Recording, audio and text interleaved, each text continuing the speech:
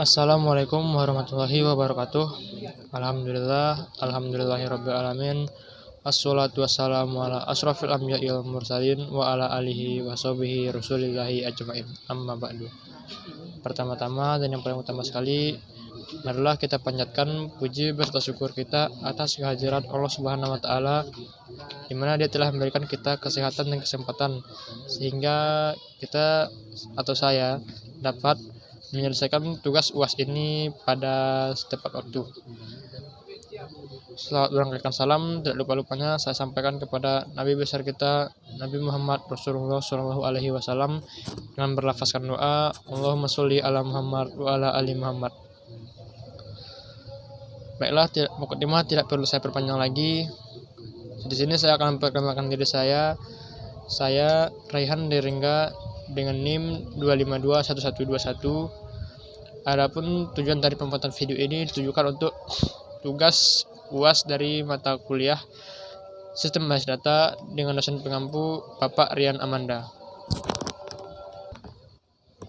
Adapun dalam video ini saya akan menjelaskan 3 materi dari Sistem Basis Data. Yang pertama adalah model data relasional, yang kedua model data ER, dan yang ketiga normalisasi. Baiklah, tanpa panjang lebar lagi, kita masuk kepada materi yang pertama, yaitu model data relasional. Baiklah, sebelumnya kita harus tahu apa itu model data relasional.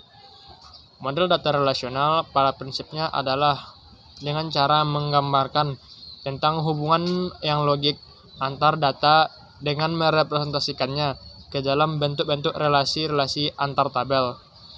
Tabel di sini maksudnya adalah tabel yang berupa tabel bendatar yang terdiri dari sejumlah baris yang disebut dengan record dan juga kolom yang disebut dengan field. Model data relasional pada saat ini adalah model data yang paling banyak digunakan. Model data relasional bertujuan untuk mengorganisir data ke dalam koleksi tabel 2 dimensi. Di sini model data relasional juga memiliki karakteristik. Adapun karakteristik dari model data relasional adalah sebagai berikut. Yang pertama, data harus memiliki nilai tunggal atau single value dan bersifat atomik atau tidak dapat dipecah lagi. Contohnya adalah yaitu pada mahasiswa, yaitu nilai NIM. Nilai NIM pada mahasiswa tidak bisa dipecah-pecah lagi. Yang kedua, semua entry atau relasi data pada suatu baris, pada satu kolom tertentu dalam relasi harus memiliki jenis dan ukuran yang sama. Lalu, masing-masing data atau atribut dalam tabel tersebut, dalam relasi tersebut harus memiliki nama yang unik atau berbeda-beda antara satu sama lain, sehingga tidak akan terjadi yang namanya redundansi atau pengulangan data. Lalu adapun karakteristik yang terakhir dari model data relasional adalah dalam suatu relasi tidak terdapat 2 baris yang identik. Itu sejenis dengan yang ketiga tadi. Tadi dijelaskan bahwa model data relasional adalah model data yang saat ini paling banyak digunakan. Tentu menjadi pertanyaan, mengapa model data tersebut sangat banyak digunakan? Jadi kita akan menjawabnya dengan mengetahui apa keuntungan dari menggunakan model data relasional. Beberapa keuntungan dalam menggunakan model data relasional adalah sebagai berikut. Yang pertama, data sangat cepat diakses. Yang kedua, struktur basis data mudah untuk dilakukan perubahannya. Yang ketiga, data direpresentasikan secara logik sehingga user tidak harus mengetahui bagaimana data nantinya disimpan. Lalu yang keempat, mudah untuk membentuk query yang kompleks dalam melakukan retrieve data. Lalu yang kelima, mudah untuk mengimplementasikan integritas data. Yang keenam, hasil data yang dihasilkan bersifat lebih akurat. Yang ketujuh, mudah untuk membangun dan memodifikasi program aplikasi. Dan yang ke-8, sudah menggunakan bahasa SQL.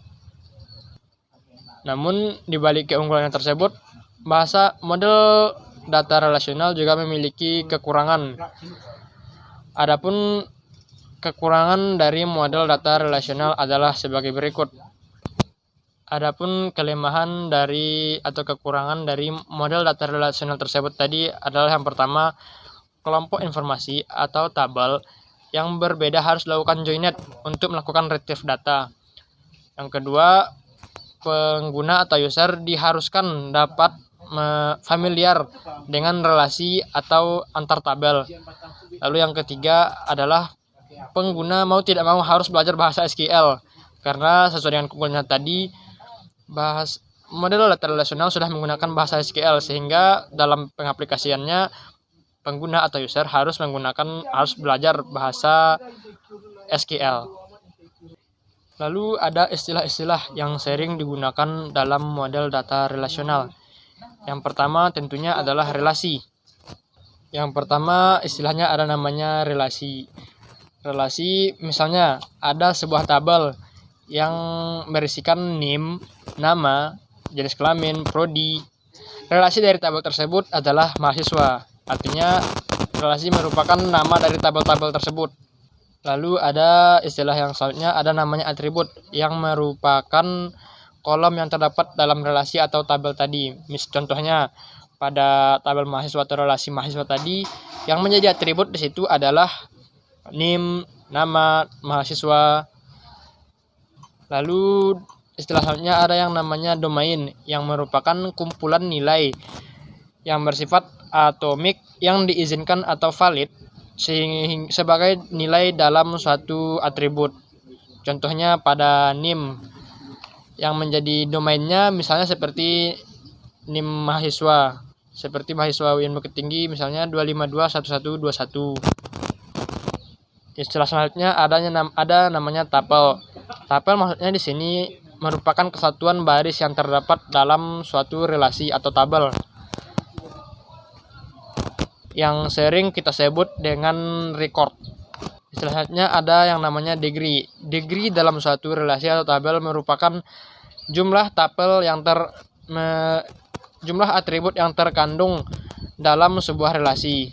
Lalu yang terakhir ada yang namanya kardinalitas. Kardinalitas adalah sebuah relasi yang merupakan jumlah tabel yang terdapat di dalamnya. Contohnya pada tabel mahasiswa tadi yang berisikan NIM, nama, prodi, dan juga jenis kelamin. Jadi kardinalitasnya ada 4. Materi selanjutnya adalah relational key dalam atribut. Tadi sudah dijelaskan bahwa atribut itu identik terhadap kolom yang terdapat dalam suatu relasi atau tabel. Atribut itu sendiri adalah karakteristik dari entity atau relationship yang berisikan penjelasan mengenai entity atau relationship tersebut. Nilai dari atribut itu sendiri adalah suatu data aktual atau informasi yang disimpan di dalam atribut tersebut yang berisi dalam suatu entity atau relationship. Lalu materi selanjutnya adalah key dan atribut. Key itu sendiri adalah satu atau gabungan dari beberapa atribut yang dapat membedakan semua row atau baris yang terdapat dalam satu tabel, sehingga dia bersifat unik. Jika suatu atribut hendak dijadikan sebagai key, maka tidak boleh ada dua atau lebih baris yang memiliki data dengan nilai yang sama dengan atribut tersebut. Ada 4 macam key yang dapat diaplikasikan dalam satu tabel. Yang pertama ada namanya super key. Super key merupakan satu atau lebih atribut yang dapat membedakan setiap baris data yang ada dalam suatu tabel. Contohnya pada tabel mahasiswa dengan isi NIM, nama, tanggal lahir, hobi, dan sebagainya. Masing-masing dari atribut tersebut merupakan super key karena dia berbeda antara satu sama lain, yang maksudnya bersifat unik. Lalu jenis key yang selanjutnya ada yang namanya kandidat key. Kandidat key merupakan kumpulan atribut minimal yang dapat membedakan setiap baris data dalam suatu tabel secara unik. Misalnya dalam tabel mahasiswa, yang menjadi kandidat key di situ adalah NIM, karena tidak mungkin ada mahasiswa yang memiliki NIM yang sama. Lalu jenis key selanjutnya ada yang namanya primary key atau kunci utama. Pemilihan primary key dapat dilakukan dari sejumlah kandidat key yang terdapat dalam suatu tabel. Dalam pemilihan primary key terhadap atau berdasarkan kandidat key yang ada pada satu tabel harus didasarkan oleh 3 faktor. Yang pertama, key tersebut harus sudah sering digunakan sebagai primary key. Yang kedua, key tersebut lebih ringkas, serta yang ketiga, key tersebut memiliki sisi jaminan keunikan key tersebut lebih baik. Misalnya pada tabel mahasiswa yang baik dengan atribut NIM, nama, jenis kelamin, dan prodi, yang menjadi primary key di tabel tersebut adalah NIM. Lalu selanjutnya ada yang namanya foreign key. Dari foreign key ini adalah misalnya dalam suatu atribut dengan domain yang sama menjadi kunci utama atau primary key pada satu tabel. Namun pada tabel yang lain dia hanya menjadi atribut biasa, tidak menjadi primary key. Itulah yang disebut dengan foreign key atau kunci tamu, yang ditempatkan pada entitas anak dan sama dengan primary key induk direlasikan. Contohnya pada tabel nilai NIM dan kode mata kuliah menjadi foreign key karena yang menjadi primary key di situ adalah nilai dari mahasiswa. Lalu ada yang namanya atribut deskriptif. Atribut deskriptif adalah atribut-atribut yang terdapat dalam suatu tabel yang tidak menjadi primary key. Misal dalam tabel mahasiswa tadi yang berisikan NIM, nama, jenis kelamin, dan prodi, yang menjadi key-nya kan NIM. Tentu yang lainnya seperti nama, prodi, dan jenis kelamin menjadi foreign key, menjadi atribut deskriptif. Materi selanjutnya yaitu bahasa pada model data relasional, yaitu bahasa yang digunakan untuk memperoleh informasi yang terdapat pada database. Terdapat 2 jenis bahasa yang digunakan dalam model data relasional. Yang pertama, bahasa formal, dan yang kedua, bahasa komersial. Bahasa formal adalah bahasa query yang diterjemahkan ke dalam simbolik-simbolik matematis. Contohnya kalkulus relasional dan aljabar relasional. Kalkulus relasional merupakan bahasa query non-prosedural di mana pemakai menspesifikasikan data apa yang dibutuhkan tanpa menspesifikasikan bagaimana untuk memperoleh data tersebut. Bahasa kalkulus relasional terbagi kepada 2. Yang pertama, kalkulus relasional tuple dan kalkulus relasional domain. Lalu contoh yang kedua tadi adalah aljabar relasional. Aljabar relasional merupakan bahasa yang bersifat prosedural. Aljabar relasional terdapat 6 operator.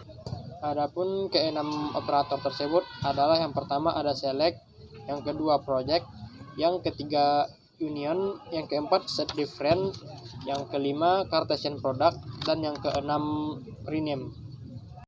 Lalu bahasa kedua yang digunakan adalah bahasa komersial.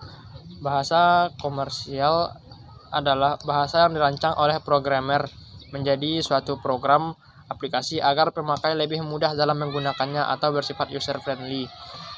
Contohnya seperti QL yang berbasis kalkulus relasional, QBE yang berbasis kalkulus relasional, dan SQL yang berbasis kalkulus relasional dan aljabar relasional. Baiklah, saya akan melanjutkan penjelasan materi saya. Kita akan masuk kepada materi yang kedua, yaitu model data ER. Di sini kita akan mengulang kembali tentang pengertian dari basis data. Basis data merupakan kumpulan file, tabel, atau arsip yang saling berhubungan yang disimpan dalam media elektronik. Basis data juga didefinisikan dalam sejumlah sudut pandang, yaitu himpunan kelompok data atau arsip yang saling berhubungan. Jadi secara umum, basis data dapat diartikan sebagai sekumpulan data atau informasi yang disimpan dalam media penyimpanan elektronik yang saling berhubungan. Sekarang menjadi pertanyaan, kapan kita akan menggunakan basis data dan bagaimana cara kita membangun sebuah basis data. Kita memerlukan basis data ketika ada pembangunan suatu sistem informasi tertentu yang memerlukan pengelolaan atau manajemen suatu data di dalamnya untuk dihasilkan informasi yang kita inginkan.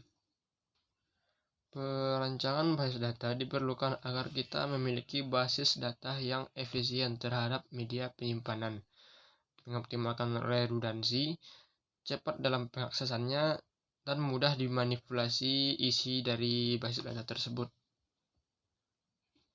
Jadi untuk merancang sebuah sistem basis data, terdapat dua cara yang bisa digunakan untuk membangun sebuah sistem basis data. Yang pertama adalah normalisasi, dan yang kedua adalah model ER. Pada materi ini kita akan fokus membahas materi yang pertama, materi model ER. Untuk materi normalisasi akan kita bahas kepada materi yang ketiga. Model ER merupakan teknik merancang basis data pada sistem yang sedang ditinjau dengan cara menggambarkan kelompok-kelompok data dan hubungan yang ada antar data tersebut yang diwujudkan dalam suatu diagram yang disebut dengan diagram ER. Dalam pendekatan model ER, perancang beranjak dari kelengkapan data atau fakta yang diketahui hanyalah prinsip-prinsip sistem secara keseluruhan. Prinsip-prinsip sistem yang dimaksud akan langsung dimasukkan ke deskripsi kasus yang dipaparkan setelah materi model ER. Materi selanjutnya adalah model data.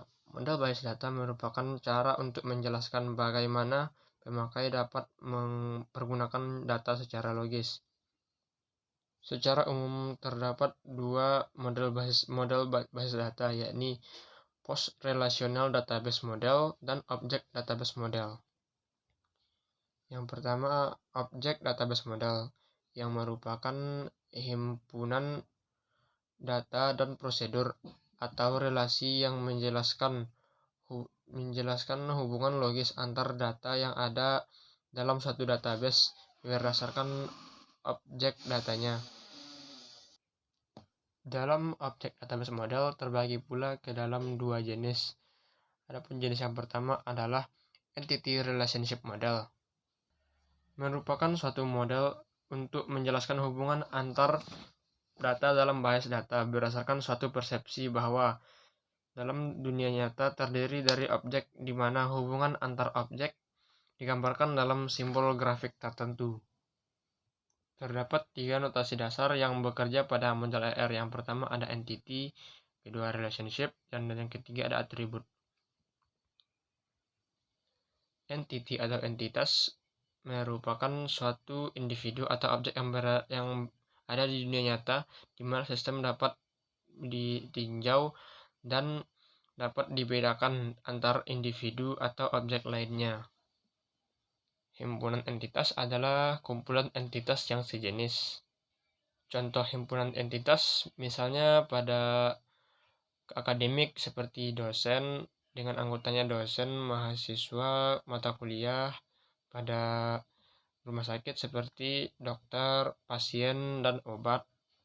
Sebuah entitas adalah sebuah benda atau objek yang ada di dunia nyata yang dapat dibedakan dari objek lainnya, sehingga entitas set adalah sekumpulan entitas yang sejenis atau memiliki tipe yang sama. Kesamaan tipe ini dapat dilihat dari atribut atau properti yang dimiliki oleh setiap entitas. Yang kedua ada relationship, maksudnya relasi atau hubungan. Relationship merupakan hubungan yang ada di antara dua entitas atau beberapa entitas. Misalnya relasi antara Tony dan nomor rekeningnya. Relasi ini menjelaskan bahwa Tony adalah nasabah dan nomor tersebut merupakan nomor rekening dia. Lalu ada atribut. Atribut merupakan objek, entity atau karakteristik entity atau relationship yang menyediakan penjelasan detail mengenai entity atau relationship tersebut. Atribut identik dengan kolom yang ada pada tabel. Lalu model yang kedua dari objek model database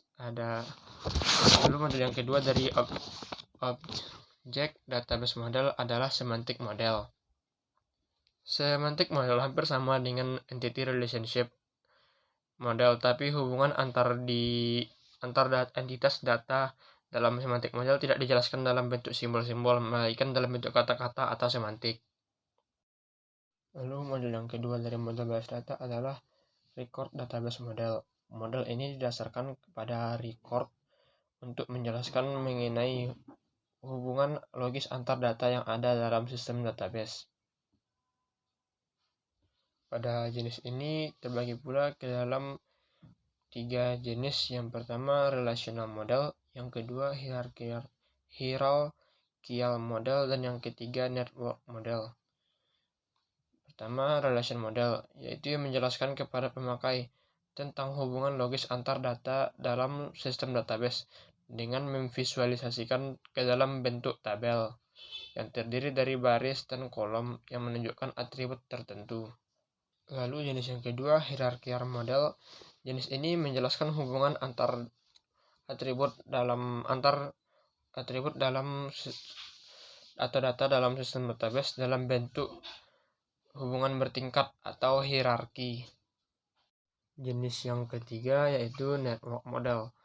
Jenis ini network model sering disebut juga dengan sebagai plex model, di mana pada jenis ini atau model ini database diuraikan dalam bentuk parent dan child, di mana kedudukan child selalu lebih rendah daripada kedudukan parent. Namun child di sini bisa memiliki parent yang lebih dari satu. Materi selanjutnya adalah kardinalitas atau derajat relasi. Kardinalitas atau derajat relasi adalah menunjukkan jumlah entitas yang dapat dihubungkan dengan entitas lainnya yang terdapat dalam suatu relationship set. Kardinalitas relasi meliputi sebagai berikut. Pertama, hubungan 1-ke-1 atau one-to-one, yaitu entitas dalam hubungan dihubungkan dengan maksimum satu entitas dalam. Lalu hubungan 1-ke banyak atau one-to-many, yaitu entitas misalnya dalam himpunan A dihubungkan dengan sejumlah entitas dalam B. Satu entitas dalam B dihubungkan dengan maksimum satu entiti dalam A. Lalu hubungan banyak ke satu, yaitu entitas dalam A dihubungkan dengan maksimum satu entitas dalam B. Satu entitas dalam B dapat dihubungkan dengan sejumlah entitas dalam A. Lalu hubungan banyak ke banyak atau many to many, di mana satu entitas misalnya dalam himpunan A dihubungkan dengan sejumlah entitas dalam himpunan B, dan satu entitas dalam B dihubungkan dengan sejumlah entitas dalam himpunan A. Nah, tadi kan dijelaskan dalam pemodelan data ER itu menggunakan diagram ER. Diagram ER itu terdiri dari beberapa hal. Yang pertama, kotak atau persegi panjang yang menggambarkan himpunan entitas. Yang kedua, elip yang menggambarkan atribut-atribut entitas. Yang ketiga, diamond atau belah ketupat yang menggambarkan hubungan antar himpunan entitas yang ada pada relationship. Lalu garis yang merupakan penghubung antar objek yang ada dalam diagram ER. Entitas set lemah adalah entitas yang tidak memiliki primary key, sedangkan entitas set kuat adalah entitas yang memiliki primary key.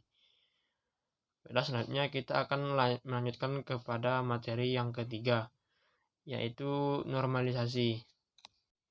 Pada materi yang kedua tadi dijelaskan bahwa suatu sistem basis data dapat dibangun dengan dua metode. Yang pertama model ER dan yang kedua normalisasi. Pada materi yang ketiga ini kita akan membahas mengenai normalisasi. Namun tidak akan dijelaskan secara lebih detail karena rata-rata kebanyakan materinya sudah dijelaskan pada materi yang pertama tadi. Jadi di sini kita akan hanya menjelaskan garis besarnya saja.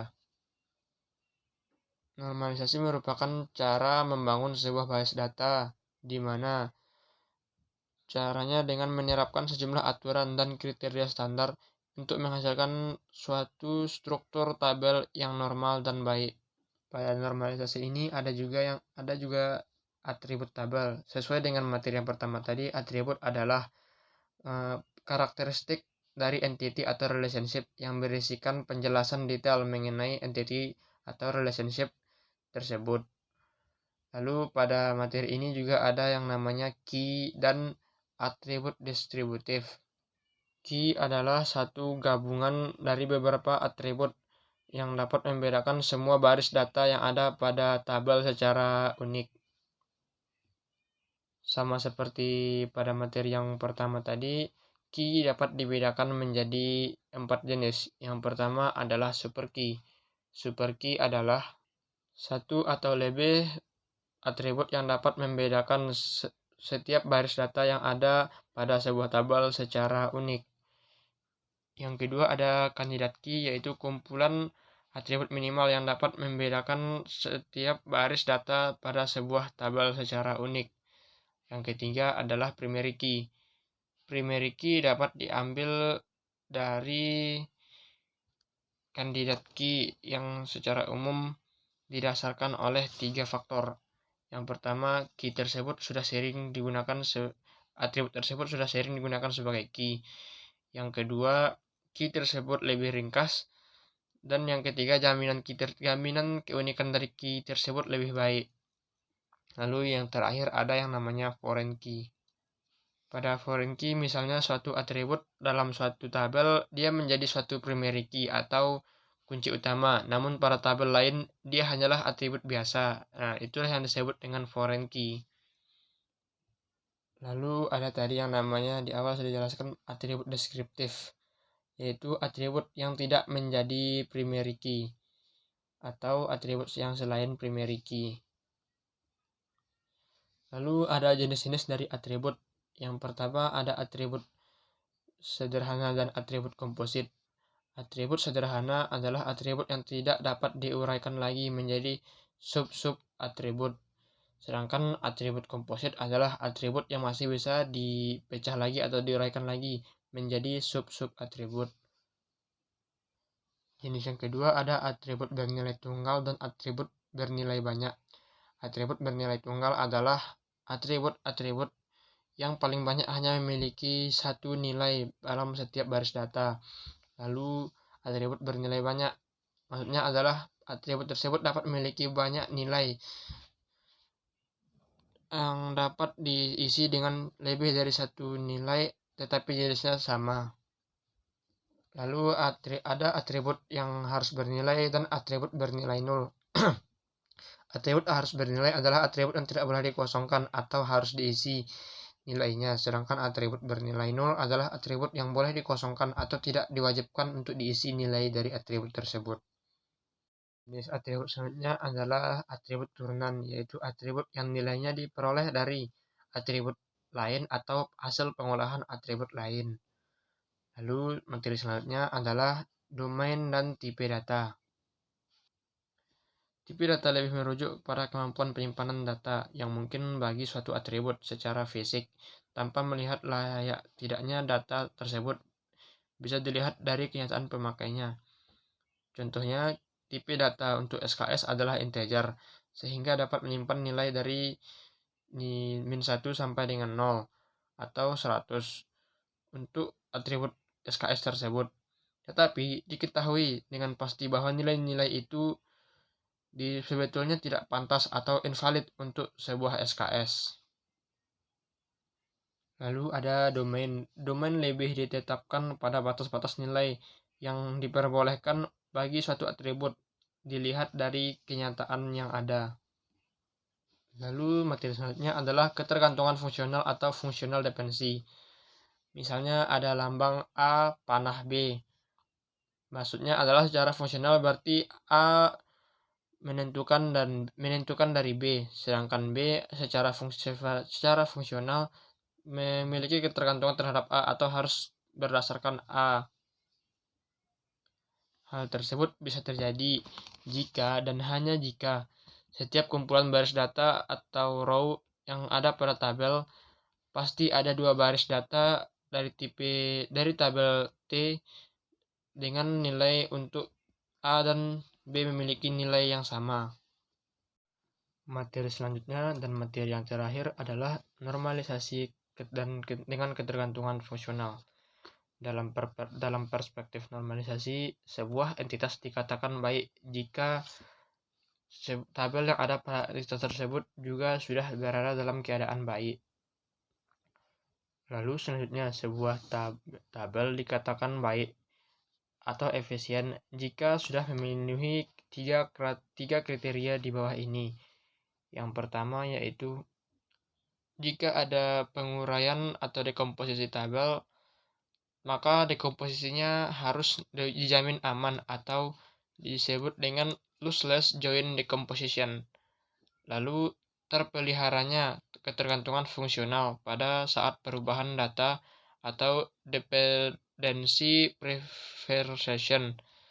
Dan yang ketiga, tidak melanggar Boris Code Normal Form atau BCNF. Jika kriteria ketiga atau BCNF tidak dapat terpenuhi, maka paling tidak tabel-tabel tersebut tidak melanggar bentuk normal tahap ketiga atau sering disingkat dengan 3 normal form atau 3NF. Yang pertama, loosely joint decomposition atau dekomposisi aman.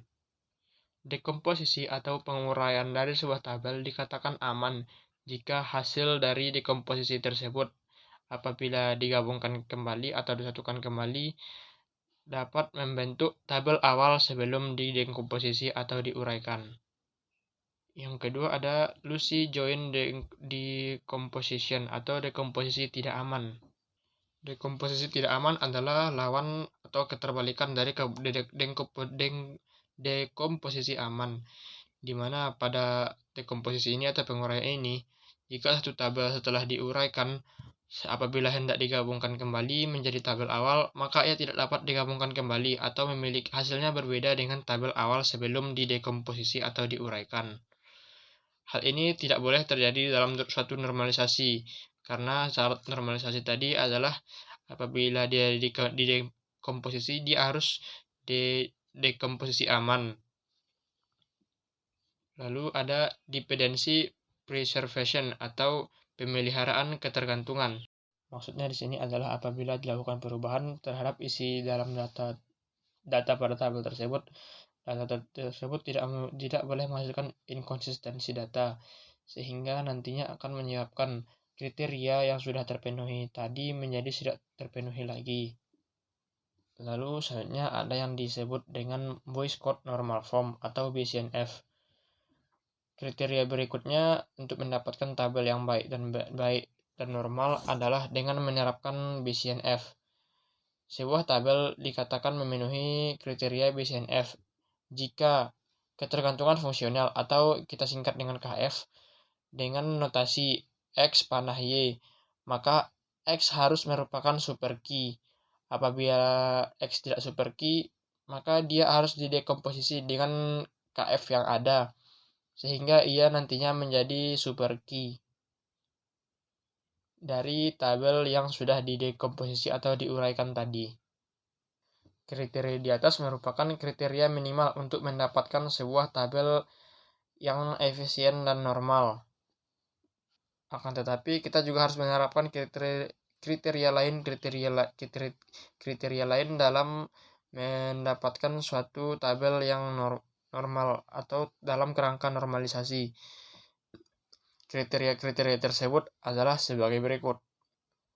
Yang pertama, bentuk normal tahap pertama. Yang kedua, bentuk normal tahap kedua.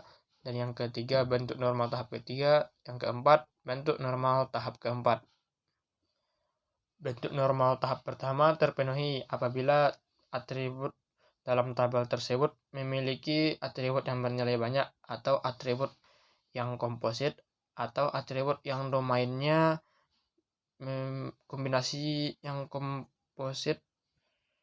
Maksudnya di sini adalah apabila dilakukan perubahan terhadap isi dalam data pada tabel tersebut, data tersebut tidak boleh menghasilkan inkonsistensi data, sehingga nantinya akan menyebabkan kriteria yang sudah terpenuhi tadi menjadi tidak terpenuhi lagi. Lalu selanjutnya ada yang disebut dengan Boyce Codd Normal Form atau BCNF.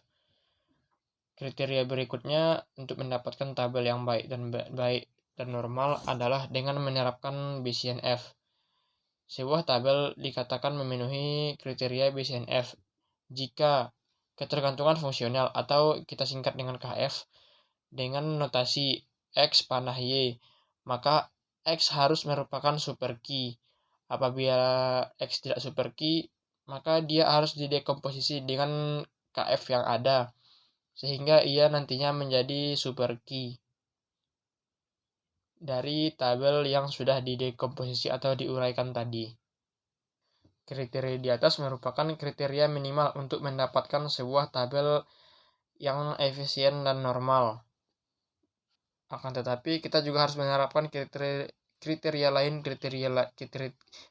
lain dalam mendapatkan suatu tabel yang normal atau dalam kerangka normalisasi. Kriteria-kriteria tersebut adalah sebagai berikut.